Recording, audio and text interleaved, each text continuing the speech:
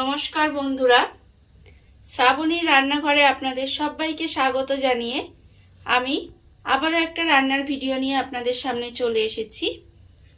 আজকের আমি আপনাদের করে দেখাবো কুমড়োর ডালনা।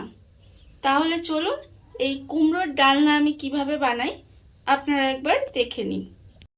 কুমড়োর ডালনা বানানোর জন্য প্রথমে আমি গ্যাসটা অন করে একটা কড়া বসিয়ে দিয়েছি। এইবার আমি এর মধ্যে দেব সর্ষের তেল।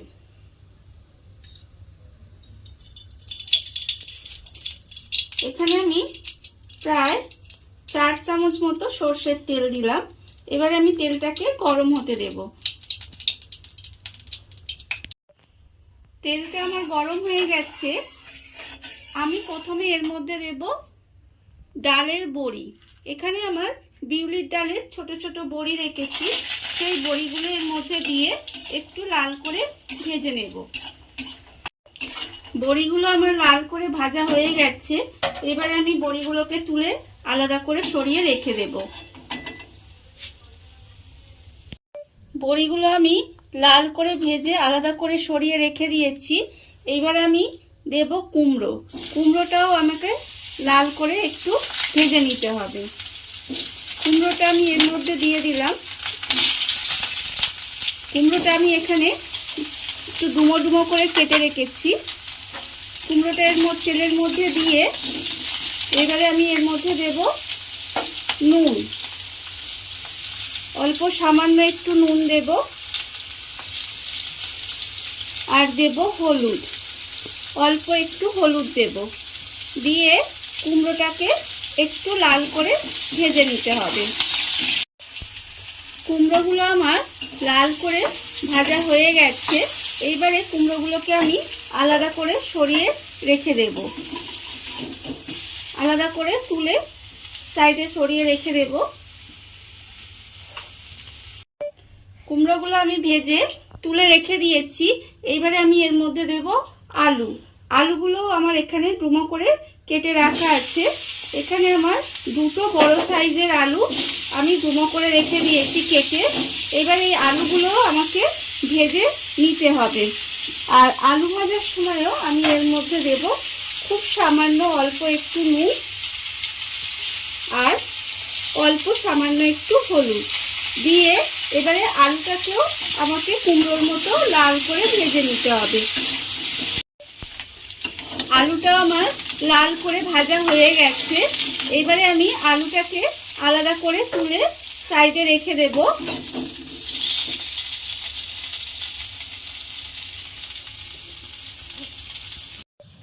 আলুটাকে আমি ভেজে সরিয়ে রেখে দিয়েছি। এবারে আমি কড়াই অল্প সামান্য একটু তেল আছে, ওই তেলের মধ্যে ছোলাগুলো এখানে আমি দিয়ে দিলাম।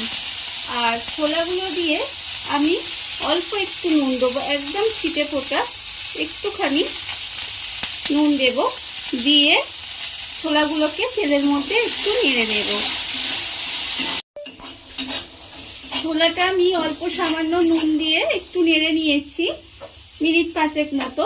এবারে আমি ছোলাটাকেও তুলে রেখে দেব আলাদা করে। সবজি, বড়ি এবং ছোলা সমস্ত কিছু একটু ভেজে তুলে রেখে দিয়েছি। এবার আমি কড়াই আবারও সর্ষের তেল দেব। কড়াই আমি প্রায় এখানে 2 চামচ মতো সর্ষের তেল দিলাম। আর আমি এর মধ্যে দেব ঘি।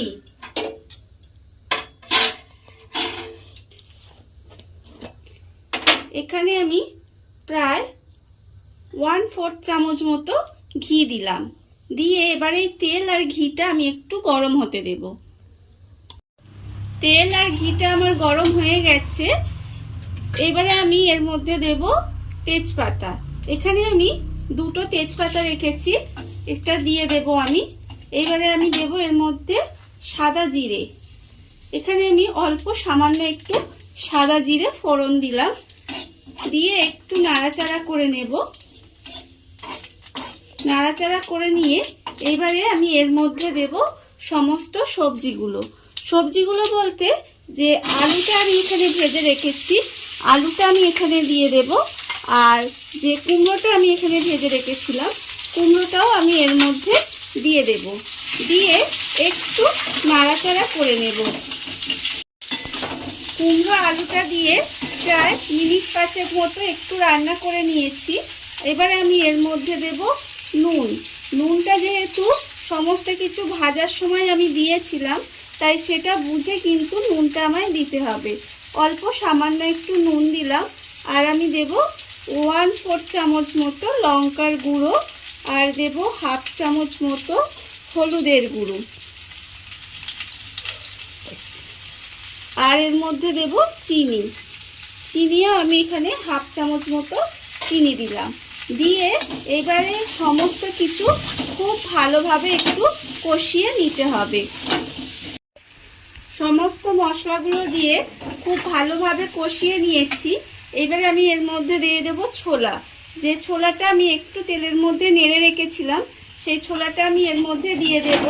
দিয়ে আবারও একটু ভালো করে মিশিয়ে নেব।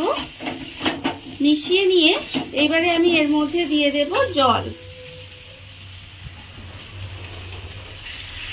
এর মধ্যে আমি জল দিয়ে দিলাম। আলু কুমড়ো যেহেতু সমস্ত সবজি ভাজা আছে, তাই এখানে অল্প সামান্য একটু জল দিলাম, যাতে আলু আর কুমড়োটা খুব ভালোভাবে সেদ্ধ হয়ে যায়। জল দিয়ে ঢাকা দিয়ে গ্যাসটা কমিয়ে এইভাবে আমি একটু রান্না করে নেব। আলু আর কুমড়োটা ঠিক আধ সেদ্ধ হয়ে যাবে। এই সময় যে বড়িগুলো আমি এখানে ভেজে রেখে দিয়েছি, সেই বড়িগুলো আমি এর ওপর থেকে দিয়ে দেব। দিয়ে আবারও একটু নাড়াচাড়া করে দেব। নাড়াচাড়া করে আবারও ঢাকা দিয়ে রান্না হতে দেব, যতক্ষণ না পর্যন্ত সমস্ত কিছু খুব ভালোভাবে সেদ্ধ হয়ে যায়।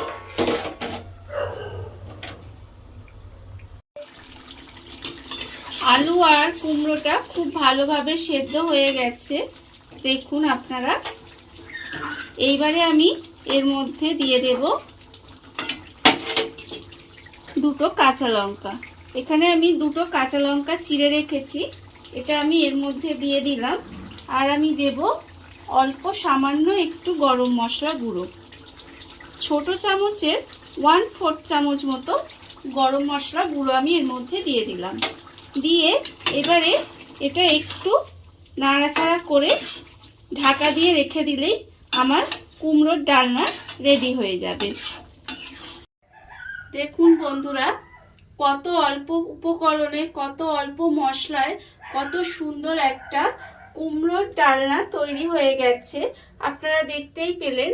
এই ভিডিওটা যদি আপনাদের ভালো লেগে থাকে তাহলে লাইক করবেন, কমেন্ট করবেন আর সাবস্ক্রাইব করবেন আমার চ্যানেলকে। আজ এই পর্যন্ত, নমস্কার।